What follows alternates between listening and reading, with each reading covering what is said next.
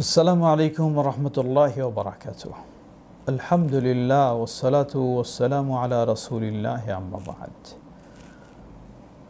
প্রিয় মুসলিম ভাই ও বোনেরা, বেশ কিছু প্রশ্ন এসেছে। তার মাঝে একটি প্রশ্ন হলো, টেবিল, বালিশ বা অন্য কোনো উঁচু স্থানে সিজদা করা কি নিষিদ্ধ?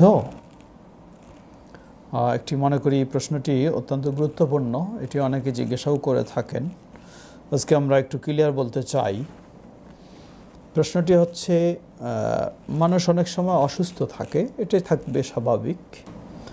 তো অসুস্থ হলে মানুষ কী করে, সামনে একটা টেবিল রেখে সেই টেবিলে সেজদা দেয়, কপালটা সেই টেবিলে ঠেকায়, অথবা বিছানায় বসে আছে, সালাতের সময় সামনে বালিশ রেখে উঁচু করে সেখানে সেজদা দেয়। তো এমনটি বৈধ কি না? জবাব, আমরা বলবো না, এটি বৈধ নয়। সেজদার কিছু বৈশিষ্ট্য রয়েছে। সে বৈশিষ্ট্যগুলির মাঝে প্রথম হলো 7 অঙ্গের উপর সেজদা দিতে হয়। নাক সহ কপাল, 2 হাত, 2 হাঁটু এবং 2 পায়ের আঙ্গুলের অগ্রভাগ, এই 7টি অঙ্গের উপরে সেজদা দিতে হয়। যদি কোনো মানুষ অসুস্থ হয়, যার পক্ষে সম্ভব নয় এটা, তিনি তার সামর্থ্য অনুযায়ী সেজদা দেবেন। তবে অবশ্যই সেজদা হতে হবে মাটিতে, সমতল জায়গায়, এবং বিশেষ করে সেজদার সময় মাথাটা নিচু হবে, মাজা থাকবে উপরে। এটা হলো সেজদার বৈশিষ্ট্য। যদি এভাবে সেজদা দিতে কেউ অক্ষম হয়, কখনো গাড়িতে বসে সালাত আদায় করে সামনের চেয়ারে এভাবে মাথা লাগায় সেজদা দেয়, অথবা বসে আছে চেয়ার টেবিলে সেজদা দেয়, এমনটি বৈধ নয়। যা সহিহ হাদিসে এসেছে, হাদিসটি বাইহাকি, কিন্তু হাদিস সনদ সহিহ। রাসূলুল্লাহ সাল্লাল্লাহু আলাইহি ওয়াসাল্লাম এক সাহাবীকে দেখতে গেলেন, অসুস্থ সাহাবী। দেখলেন যে তিনি সেজদা দিচ্ছেন একটা বালিশের উপরে। রাসূলুল্লাহ সাল্লাল্লাহু আলাইহি ওয়াসাল্লাম বালিশটাকে সরিয়ে দিলেন।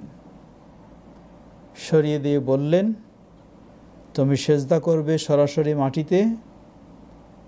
যদি অক্ষম হও তাহলে তুমি ইশারায় সেজদা করবে।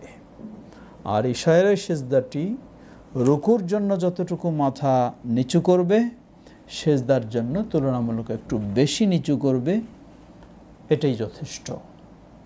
সুতরাং আমরা বলবো, যারা এই ধরনের বালিশে বা টেবিলে বা কোনো উঁচু স্থানে সেজদা দিয়ে থাকেন, এটি নিষিদ্ধ, এটি হবে না। আপনি হয় সুস্থ যদি থাকেন বা সম্ভব, সমতল জায়গায় মাথা নিচু করে সেখানে পিঠ এবং মাজা উঁচু হয়ে থাকবে, আর মাথাটা হবে নিচের দিকে, সেভাবে সেজদা দেবেন। যদি আপনি অক্ষম হন তাহলে ইশারায় সেজদা হবে। তা হচ্ছে, উদাহরণস্বরূপ, আমি এভাবে বসে রয়েছি, আপনি সালাতের রুকুর জন্য তাকবীর দিয়ে রুকুতে যাবেন, মাথাটা যতটুকু নিচু করবেন, আবার রুকু থেকে উঠে আবার তাকবীর দিয়ে আপনি সেজদার জন্য যাবেন, রুকুর চেয়ে একটু বেশি মাথাটা নিচু করবেন এবং সেখানে দোয়া পড়বেন। এটাই যথেষ্ট। এটি রাসূলুল্লাহ সাল্লাল্লাহু আলাইহি ওয়াসাল্লামের সুন্নাহ। তাই সুন্নাহ বিরোধী কাজ যেন আমরা না করি। আমাদের সালাত হতে পারে রাসূল সাল্লাম যা নিষেধ করেছেন, সাহাবীকে দেখা মাত্র বালিশকে সরিয়ে দিয়েছেন, এটি প্রমাণ করে এটি নিষিদ্ধ। অতএব এ কারণে আপনার সালাতও নষ্ট হতে পারে।